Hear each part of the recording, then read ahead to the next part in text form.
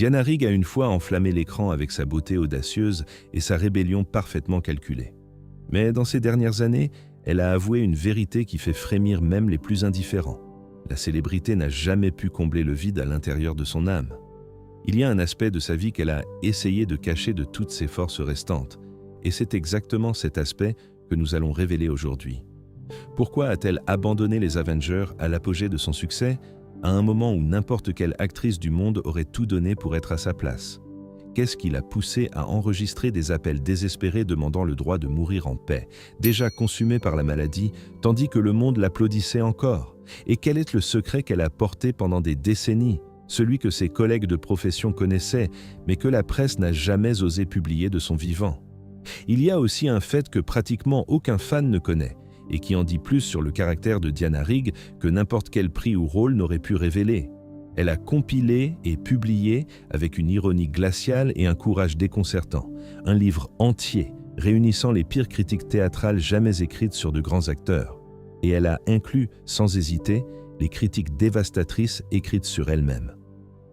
Le livre s'appelait « No Turn on Stoned », publié en 1982 et était à la fois une provocation à l'establishment et une déclaration d'invulnérabilité. Diana Rigg ne craignait pas d'être humiliée publiquement car elle avait déjà appris dès son plus jeune âge que l'humiliation n'a pas le pouvoir que les gens imaginent qu'elle a. Restez jusqu'à la fin de cette vidéo. Nous allons révéler comment une fille élevée entre les couleurs du Rajasthan et le froid du Yorkshire s'est transformée en la femme la plus redoutée et admirée de toute la télévision britannique. Nous allons raconter ce qui s'est réellement passé dans les coulisses de Les Avengers, ce que Diana a ressenti en devenant la seule Mrs. Bond de l'histoire du cinéma. Comment elle a géré des trahisons qui auraient mal brisé n'importe qui et de quelle manière, même en agonisant, elle a refusé d'éteindre sa propre lumière. Un fait rare et peu connu sur Diana Rigg, qui mérite d'être dit en toutes lettres, en plus de dominer la scène, le cinéma et la télévision, Diana Rigg a été l'une des premières actrices britanniques à exiger publiquement l'égalité salariale dans l'industrie du divertissement, des décennies avant que le mouvement ne devienne un sujet mondial. Lorsqu'elle a découvert qu'elle gagnait moins que l'opérateur de caméra lors des enregistrements de Les Avengers, elle n'a pas reculé, n'a pas pleuré en silence et n'a pas demandé gentiment. Elle a affronté la production, a négocié avec détermination et a réussi à tripler son salaire, mais a payé le prix d'être dépeinte par les médias comme avide et difficile. Des décennies plus tard, le monde a enfin compris qu'elle était simplement arrivée avant son temps. Diana Rigg est née le 20 juillet 1938 à Doncaster, South Yorkshire, dans une famille britannique de classe moyenne solide et discrète. Son père, Louis Rigg, était ingénieur spécialisé dans l'industrie ferroviaire et sa mère, Beryl, s'occupait du foyer avec l'efficacité caractéristique des femmes de sa génération. Diana avait un frère aîné, 4 ans plus vieux qu'elle dans la chronologie familiale. En raison de la nature itinérante du travail de son père, déménager était une routine aussi naturelle que de respirer. Lorsque sa mère était enceinte, elle est retournée en Angleterre délibérément pour que Diana puisse naître sur le sol britannique. Mais seulement 2 mois après la naissance de la fille, la famille a déménagé à Bikaner, au Rajasthan, dans le nord-ouest de l'Inde, où son père gérait les opérations de la Bikaner State Railway. De la plus tendre enfance jusqu'à l'âge de 8 ans, Diana Rigg a grandi dans une terre de couleurs intenses, de sons exotiques et d'une culture radicalement différente de tout ce qui l'attendait de l'autre côté du monde. C'est dans cette atmosphère vibrante qu'elle a appris l'hindi comme seconde langue, absorbant la langue avec la naturelle de quelqu'un qui ne sait pas encore qu'il existe des barrières entre les langues. Cette maîtrise de l'hindi est restée avec elle toute sa vie, un secret presque intime, rarement mentionné dans les interviews, comme s'il s'agissait d'un héritage trop personnel pour être exposé au public. Cette division entre 2 mondes complètement opposés, l'Orient luxuriant et le Yorkshire mesuré, a à jamais façonné la personnalité de Diana. À la fois cosmopolite et enracinée, audacieuse et disciplinée, capable de naviguer avec naturel entre l'intensité dramatique et la froideur tranchante de l'humour britannique. À l'âge de 8 ans, elle a été renvoyée en Angleterre pour étudier à la Fulneck School, une école interne pour filles située dans la colonie morave près de Pudsey, dans le Yorkshire. Le choc a été brutal. La fille qui avait grandi entre des bazars colorés, des éléphants ornés et les paysages arides et majestueux du Rajasthan s'est soudainement retrouvée piégée dans un environnement rigoureux, uniformisé et de routines absolument inflexibles. Elle détestait la vie régimentée, les heures fixes, les couloirs silencieux, les repas insipides. Mais plus tard, avec la maturité que seules les années apportent, Diana admettrait que ce sont exactement ces années au Yorkshire qui ont véritablement forgé son caractère. La discipline imposée de l'extérieur s'est lentement transformée en une discipline intérieure d'acier qui soutiendrait des décennies de travail artistique ininterrompu et la maintiendrait debout face à des adversités qui auraient détruit des personnes moins tempérées. Après avoir terminé ses études secondaires, Diana Rigg a suivi sa vocation avec la détermination de ceux qui ne connaissent pas le doute et s'est inscrite à la Royal Academy of Dramatic Art, la RADA, entre 1955 et 1957. La vie à la RADA, cependant, était loin d'être un parcours tranquille et exemplaire. Rebelle par nature et provocante par tempérament, Diana assistait aux fêtes avec enthousiasme, sortait avec plusieurs hommes sans cérémonie et apparaissait parfois en cours dans un état qui laissait beaucoup à désirer. À un moment donné, elle a même été menacée d'expulsion pour avoir enfreint à plusieurs reprises les règles strictes de l'Académie. Ce qui l'a sauvée était exactement ce qui rendrait sa carrière inoubliable, un talent qui ne pouvait pas être contenu dans des règles et un charme qui désarmait même les professeurs les plus sévères. Au cours de son passage à la RADA, Diana a noué des amitiés qui dureraient toute une vie. Parmi ses contemporains se trouvaient Glenda Jackson et Sian Phillips, deux autres actrices qui deviendraient des figures monumentales du théâtre britannique. Les trois partagèrent une passion absolue pour les arts de la scène, bien que chacune prenne ensuite son propre chemin singulier vers la grandeur et la reconnaissance. Diana Rigg a fait ses premiers pas professionnels sur scène en interprétant Natasha Abashvili dans le cercle de craie caucasien de Bertolt Brecht au Festival de York en 1957. Cette première a été le tremplin qui l'a menée à la Royal Shakespeare Company, où elle est restée de 1959 à 1967, une période de formation artistique intensément décisive. Pendant ces années, elle a assumé des rôles classiques qui l'ont transformée en une interprète de référence. Cordelia dans Le Roi Léar, Adriana dans La Comédie des Erreurs, Hélène dans Le Songe d'une nuit d'été. Chaque personnage était une nouvelle peau qu'elle habitait avec une vérité qui laissait le public sans voix. Le sommet de sa carrière sur scène, cependant, viendrait avec la conquête de Broadway. En 1971, elle a fait ses débuts dans Abélard et Héloïse, aux côtés de Keith Michel, dans une production qui a choqué le public avec une audacieuse scène de nudité, absolument inédite pour les normes de Broadway à l'époque. Le rôle a non seulement propulsé son nom sur la scène internationale, mais lui a également valu sa première nomination au Tony Award de meilleure actrice principale dans une pièce. En 1975, elle est revenue à Broadway avec Le Misanthrope, dans l'adaptation mémorable de Tony Harrison, située à l'époque de Charles de Gaulle, et a de nouveau été nominée au Tony. Mais le plus grand triomphe théâtral de sa vie est arrivé en 1994, lorsqu'elle a remporté le Tony Award pour le rôle-titre dans Médée d'Euripide. À 56 ans, Diana Rigg a prouvé avec toute l'élégance du monde que son art était en pleine expansion, jamais en déclin, et a reçu le titre de Dame Commandeur de l'Ordre de l'Empire britannique, la plus haute distinction britannique, cette même année historique. Être appelée Dame Diana Rigg était à la fois une reconnaissance institutionnelle et une délicieuse ironie, la rebelle de la RADA, celle qui a failli être expulsée, couronnée par la couronne. Elle-même définissait le théâtre comme l'essence la plus profonde de son existence artistique. Le théâtre est éphémère, mais à sa manière, il est immortel. Rien ne se compare à la sensation d'être devant un public en direct, où chaque ligne et chaque émotion deviennent un pont entre l'acteur et le spectateur. Et en effet, Diana n'a jamais abandonné ce pont.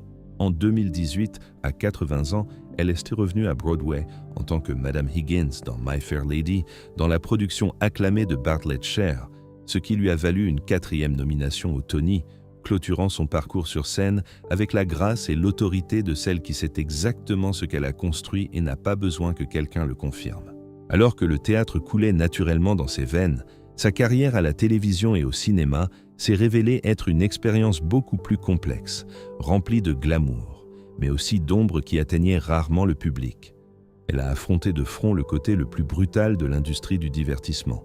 Être réduite à un symbole sexuel alors que ce qu'elle voulait, c'était être reconnue comme artiste et être exploitée financièrement alors qu'elle méritait l'égalité. Son rôle marquant à la télévision est arrivé avec Emma Peel dans les Avengers de 1965 à 1968. Emma Peel n'était pas seulement un personnage télévisuel, c'était un phénomène culturel.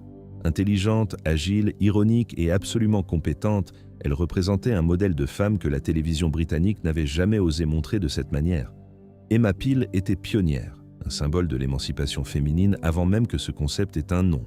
Et Diana Rigg l'habitait avec une naturelle qui faisait paraître que le personnage avait été créé spécifiquement pour elle, ce qui, d'une certaine manière, était vrai.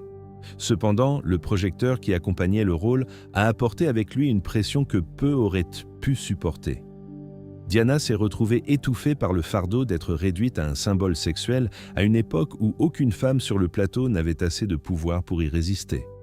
Les lettres de fans arrivaient par milliers, beaucoup d'entre elles contenant des commentaires si inappropriés et vulgaires qu'il serait impossible de les reproduire ici. Au lieu de les jeter, Diana les mettait dans le coffre de sa voiture et les remettait à sa mère. Et la mère, avec l'humour sec et tranchant que Diana avait clairement hérité, répondait aux plus indécentes par une phrase qui est devenue légendaire dans la famille. « Ma fille est trop vieille pour vous.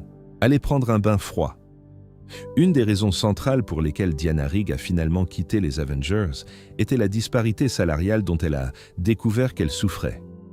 Lorsqu'elle s'est rendue compte qu'elle gagnait moins que l'opérateur de caméra de la production, l'indignation a été immédiate et totale.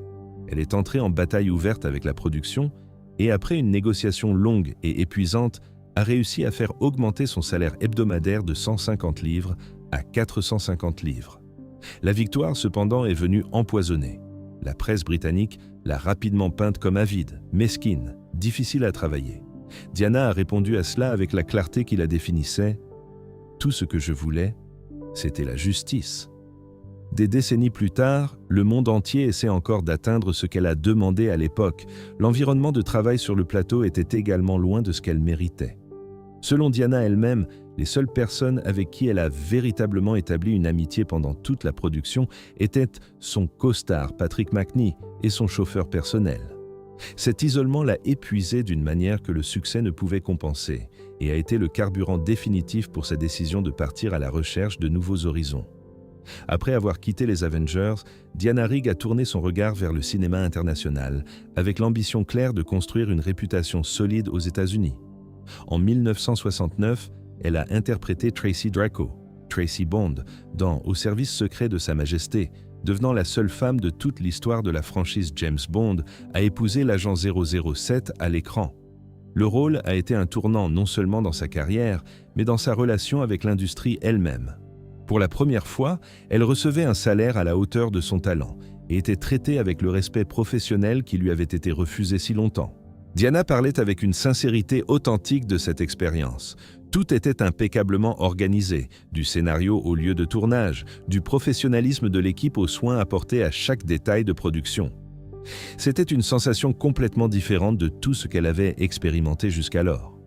Et Tracy Bond était un personnage à sa hauteur, complexe, courageuse, tragiquement humaine. Une femme qui aimait avec l'intensité avec laquelle elle vivait et qui a payé le prix le plus élevé pour cela. Dans les coulisses de ce film, cependant, il y avait une histoire parallèle qui deviendrait finalement l'une des anecdotes les plus célèbres d'Hollywood. Diana et son co-star George Lazenby, le James Bond de ce film, ont développé une romance pendant le tournage. L'accord entre les deux était de fidélité mutuelle pendant la période de tournage, mais l'accord a été rompu lorsque Diana a surpris Lazenby en train d'être intime avec une autre femme. La réaction de Diana a été absolument caractéristique. Elle n'a pas fait de scène, n'a pas pleuré, n'a pas menacé. Elle a simplement commencé à manger des quantités généreuses d'ail avant chaque scène de baiser avec lui. Le message a été reçu avec clarté. Lorsque les tournages ont pris fin, les deux ne se sont jamais revus, comme si la brève connexion entre eux avait été complètement éteinte, sans résidus et sans ressentiment déclaré. Tout au long de sa longue et illustre carrière, Diana Rigg a construit un répertoire de rôles inoubliables qui continue d'être rappelé avec admiration et révérence.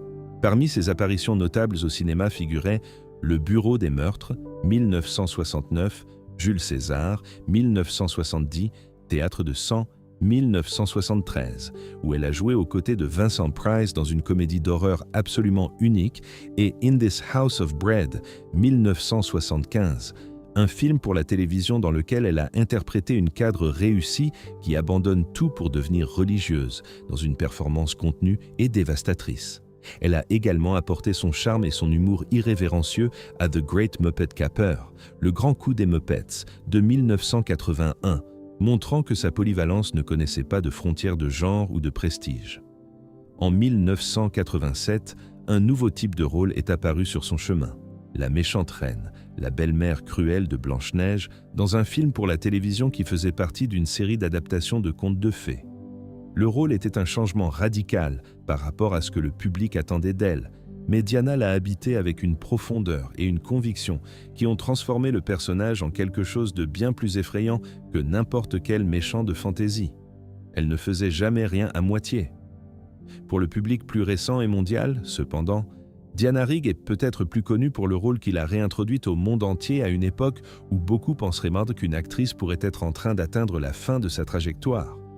À partir de la 3e saison de Game of Thrones, en 2013, elle est entrée en scène en tant que Lady Olenna Tyrell, la matriarche astucieuse, tranchante, absolument implacable de la maison Tyrell.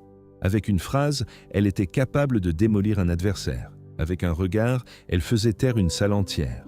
Diana Rigg a donné vie au personnage avec une habileté qui semblait surnaturelle, et Olenna Tyrell est devenue instantanément l'un des personnages les plus aimés de toute la série, non pas pour les batailles qu'elle remportait avec des épées, mais pour celles qu'elle remportait avec des mots. L'interprétation lui a valu une nomination aux Emmy pour la meilleure actrice invitée dans une série dramatique. Elle est restée dans le rôle tout au long des saisons 4, 5, 6 et 7, culminant dans une sortie qui est devenue l'un des moments les plus célébrés de toute l'histoire de Game of Thrones, Lady Olenna, face à son assassin, refusant de mourir de peur. C'était de la fiction, mais cela ressemblait à une déclaration personnelle de Diana Rigg au monde. Sa dernière apparition à l'écran a eu lieu dans Last Night in Soho, réalisé par Edgar Wright, sorti en 2021.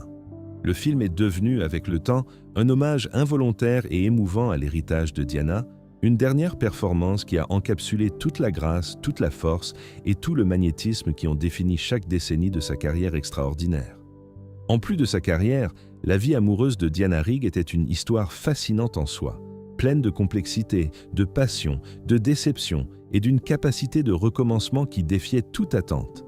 Ses relations romantiques occupaient souvent les gros titres, mais elle n'a jamais montré de regret pour aucun choix qu'elle a fait. Chaque relation, chaque rupture, chaque trahison a été intégrée à son histoire avec la même honnêteté brutale qu'elle apportait à ses personnages. Son premier grand amour, au début des années 1960, était avec le réalisateur Philippe Saville. La relation a attiré l'attention non seulement en raison de la différence de 8 ans d'âge entre eux, mais surtout parce que Philippe était marié à l'actrice et cinéaste Jane Arden et n'a jamais officialisé le divorce. Les deux ont vécu ensemble pendant 8 ans, en marge de l'approbation sociale, et Diana ne s'est jamais excusée pour cela. Elle s'est toujours sentie attirée par des hommes ayant des esprits plus aiguisés que le sien, comme elle le disait elle-même, et Philippe Saville correspondait clairement à cette description. Lorsque Diana a senti que la relation était arrivée à sa fin, il a mis un terme. Les deux sont restés amis, ce qui en disait long sur le type de personne que Diana était lorsque l'amour ne survivait pas. Elle parvenait à transformer ce qui s'était brisé en quelque chose qui valait encore la peine d'être préservé. La relation suivante était avec le peintre israélien Menahem Geffen, avec qui elle s'est mariée en 1973.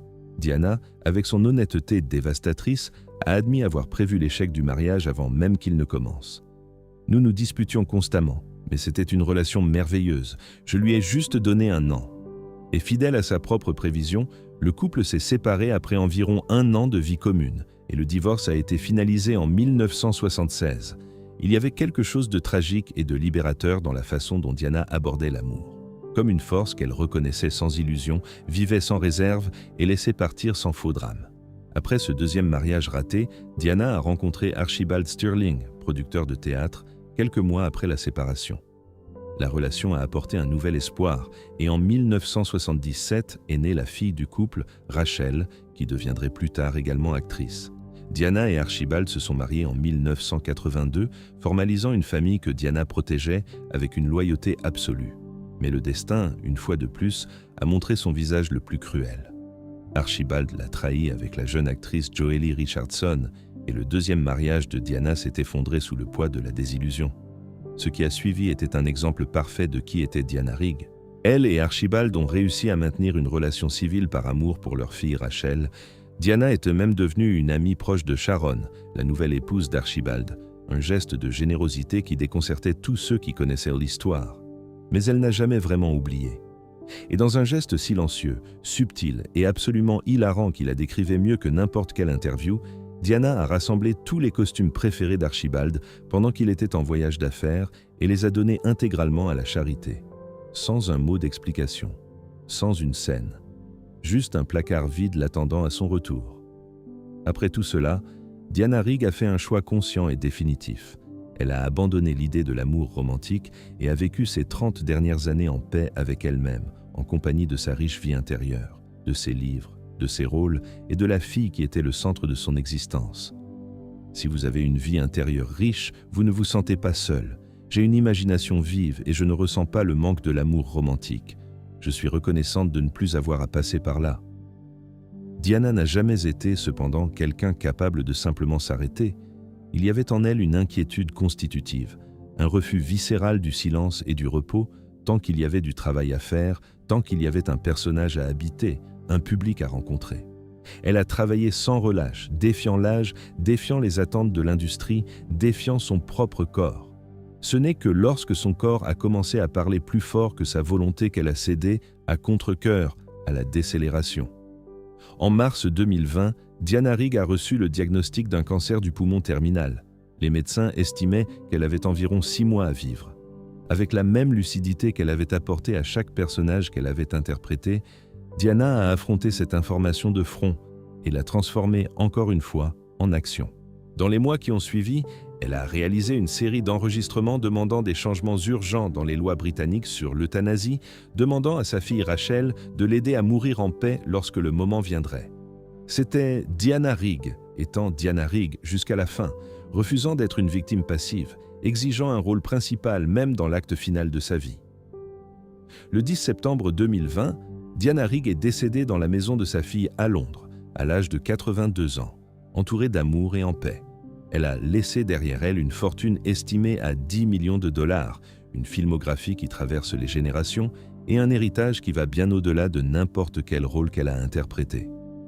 Elle a laissé la preuve qu'il est possible d'être complètement honnête dans un monde qui préfère les demi-vérités, complètement fidèle à soi-même dans une industrie construite sur l'illusion des autres et complètement entière, même lorsque tout autour tente de vous briser en morceaux.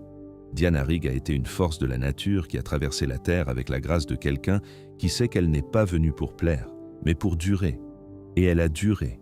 Elle a duré dans des rôles que personne d'autre n'aurait pu jouer de la même manière. Elle a duré dans les mots qu'elle a dits quand le monde préférait qu'elle se taise. Elle a duré dans la vie qu'elle a vécue avec tout ce qu'elle avait, sans demander la permission et sans s'excuser. Merci d'avoir regardé jusqu'à la fin. Si cette vidéo vous a touché d'une manière ou d'une autre, laissez votre like, abonnez-vous à la chaîne et activez la cloche de notification pour ne manquer aucune des prochaines histoires. Histoires de femmes qui, comme Diana Rigg, ont refusé d'éteindre leur propre lumière.